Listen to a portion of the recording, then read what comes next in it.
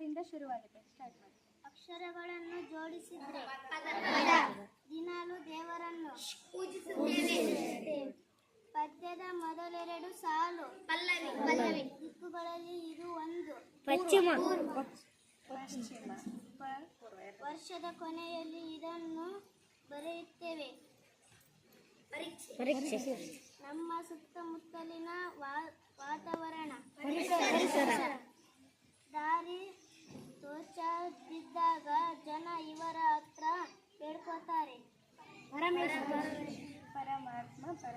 ಸಾಲಾಗಿ ಊಟಕ್ಕೆ ಕೂರುವುದು ಪಂಕ್ತಿ. ಕರೆಕ್ಟ್. ಹಕ್ಕಿಗಳಿಗೆ ಹೀಗೆನ್ನುವರು.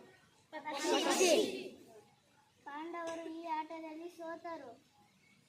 ಪಾಂಡವರು ಯಾವ ಆಟದಲ್ಲಿ ಸೋತರು? ಪಗಡೆ ಆಟ. 5 ಬಾಹುಗಳನ್ನು ಹೊಂದಿರುವ ಆಕೃತಿ ನಾವು ದಿನಲೂ ಪ್ರಾರ್ಥನಾ ಸಮಯದಲ್ಲಿ ಇದನ್ನು ಓದುತ್ತೇವೆ. ಗಲಾಟೆಯಾದಾಗ ಇದನ್ನು ಮಾಡಿ ಬಗೆಹರಿಸುತ್ತಾರೆ. ಹಕ್ಕಿಗಳನ್ನು ಮತ್ತು ಪ್ರಾಣಿಗಳನ್ನು ಇದರಲ್ಲಿ ಇಡುತ್ತಾರೆ. ಇದೊಂದು ಗಂಡಸರ ಉಡುಪು. ಸಂಬಳಕ್ಕೆ ಇನ್ನೊಂದು ಹೆಸರು.